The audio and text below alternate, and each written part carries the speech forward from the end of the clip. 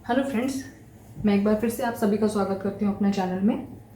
और आज हम बात करने वाले हैं सेल ऑर्गेनल्स के बारे में। इससे पहले वाली वीडियो में भी मैंने बात की थी इन सेल ऑर्गेनल्स के बारे में। कुछ सेल ऑर्गेनल्स हमने डिस्कस कर लिए थे उस वीडियो में, जैसे कि हमने उसमें एंडोप्लाज्मिक रेटिकुलम डिस्कस किया था, राइबोसोम डिस्कस किया था और गोल्जी कॉम्प्लेक्स एंड लाइसोसोम। बाकी के जो सेल ऑर्गेनल सेल के रह गए हैं वो हम इस वीडियो में देखेंगे। तो चलिए शुरू करते हैं।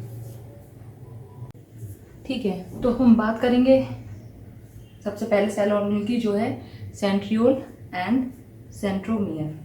ठीक, ये न्यूक्लियस के पास ही लोकेटेड होता है। इस तरीके का क्लियर स्पेस है साइटोप्लाज्म के अंदर ही। ठीक है, इसे हम बोलते हैं सेंट्रोसोम। और सेंट्रोसोम के अंदर 2 सेंट्रियोल्स प्रेजेंट होता है। ठीक है, ये सिर्फ एनिमल सेल में मिलता है, प्लांट सेल में नहीं प्रेजेंट होता। It is only found in animal cell. ठीक, और इसका मेन फंक्शन क्या है? It forms spindle fibre during the process of cell division. तो क्या है इसका main function? Formation of spindle fibre during cell division. ठीक है, ये इसका मेन फंक्शन है।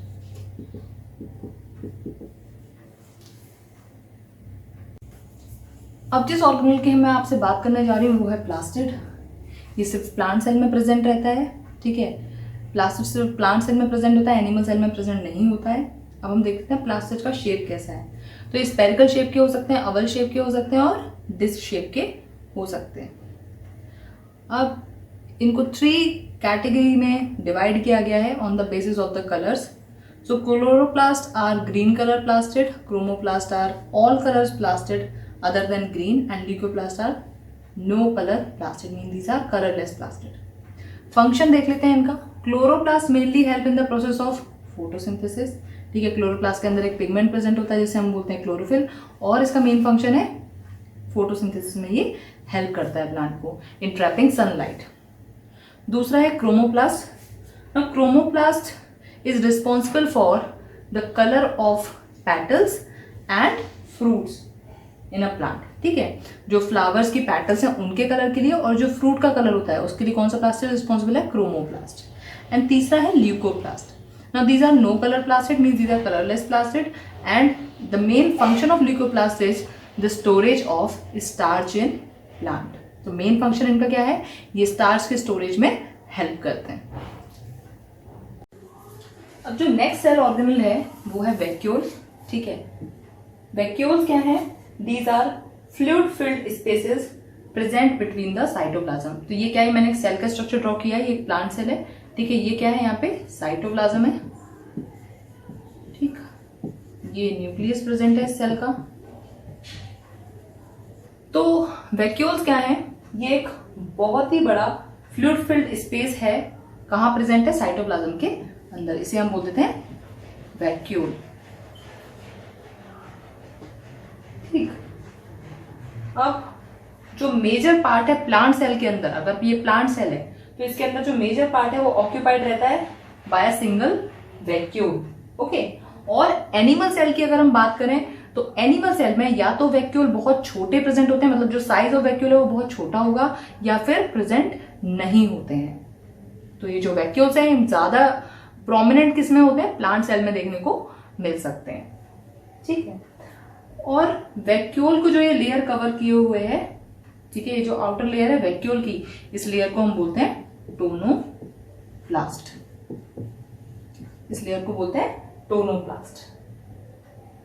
ठीक, और जो सेल सेप, मतलब जो भी लिक्विड या फ्लूइड इस वैक्यूल के अंदर प्रेजेंट होता है उसे हम बोलते हैं cell sap. Means the fluid which is present inside the vacuole is called cell sap. ठीक है, अब वैक्यूल का क्या फंक्शन है? मेनली ये जो सेल सेप है वैक्यूल के अंदर, ये स्टोर करता है मिनरल्स को और अदर जो सॉल्यूट्स रिक्वायर्ड हैं प्लांट की फंक्शनिंग के लिए उनको। ठीक है, क्या स्टोर करता है? Minerals and solute. अब जो नेक्स्ट सेल ऑर्गेनल है जिसके बारे में हम बात करेंगे वो है न्यूक्लियस। न्यूक्लियस कहाँ प्रेजेंट होता है? In the central part of our cell. ठीक, एक स्मॉल स्पेरिकल मास है जो साइटोप्लाज्म के अंदर प्रेजेंट रहता है। अब ये मैंने न्यूक्लियस का स्ट्रक्चर बनाया है, ठीक है। न्यूक्लियस एक मेम्ब्रेन से कवर रहता है, ये 2 यूनिट लेयर मेम्ब्रेन है और इस मेम्ब्रेन को हम बोलते हैं न्यूक्लियर मेम्ब्रेन, ठीक है। इस मेम्ब्रेन को क्या बोलते हैं? न्यूक्लियर मेम्ब्रेन, ठीक।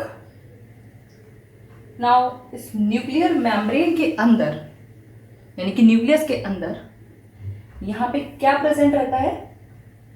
It is filled with a very dense substance, okay, एक ट्रांसपेरेंट ग्रेन्युलर मैटर जिसे हम बोलते हैं न्यूक्लियोप्लाज्म।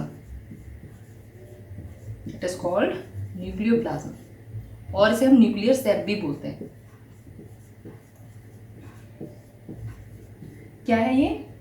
एक ग्रेन्युलर ट्रांसपेरेंट मैटर जो प्रेजेंट होता है न्यूक्लियस के अंदर, न्यूक्लियर मेम्ब्रेन के अंदर, ठीक।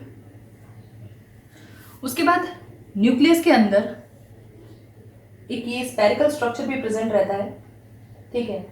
और इस स्पेरिकल बॉडी को हम बोलते हैं nucleolus. It is called nucleolus. ये किसी भी तरह के मेम्ब्रेन से बाउंड नहीं है। जैसे आपने देखा न्यूक्लियस जो है ये न्यूक्लियर मेम्ब्रेन से बना है और nuclear membrane 2 unit layer membrane है। जो न्यूक्लियस है वो न्यूक्लियर मेम्ब्रेन से बाउंड होता है, बट न्यूक्लियोलस किसी भी तरह की मेम्ब्रेन से बाउंडेड नहीं है। It's a spherical body which is present inside the nucleus, ठीक है। और इसका मेन फंक्शन क्या है? It is the site of ribosome synthesis. Mainly ये हेल्प करता है राइबोसोम के सिंथेसिस में, और राइबोसोम के बारे में इससे पहले वाली वीडियो में पढ़ चुके हैं, तो आप उसमें जाके देख सकते हो, ठीक है। अब ये जो थ्रेड लाइक स्ट्रक्चर आपको दिख रहे हैं, ठीक है, ये भी प्रेजेंट रहते हैं न्यूक्लियस के अंदर। These are called chromatin fibre. ये जो थ्रेड लाइक स्ट्रक्चर है इन्हें कहा जाता है chromatin fibres. Now chromatin fibre क्या है? These are the genetic material, ठीक। और ये क्रोमेटिन फाइबर किससे मिलके बने होते हैं? डीएनए और प्रोटीन से मिलकर के। अब डीएनए क्या करता है कि जो भी इंफॉर्मेशन है उसको सिक्योर करके रखता है, so that it could be pass from one generation to next generation, ठीक है। सेल डिवीजन के टाइम पे यही क्रोमेटिन फाइबर कंडेंस होकर के बनाते हैं क्रोमोसोम और सेल डिवीजन के प्रोसेस में पार्टिसिपेट करते हैं। अब अगर बात करें न्यूक्लियस के मेन फंक्शन की, तो न्यूक्लियस का मेन फंक्शन है न्यूक्लियस सेल की सभी एक्टिविटीज को कंट्रोल करता है। जितने भी फंक्शंस सेल के अंदर होते हैं, those all functions are controlled by nucleus. और दूसरा फंक्शन जो न्यूक्लियस का है वो है it contains hereditary material inside it, that means chromatins inside it, ठीक है।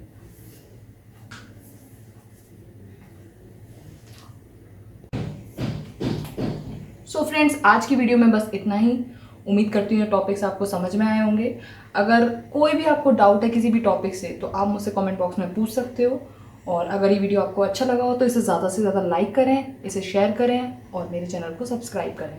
Thank you for watching.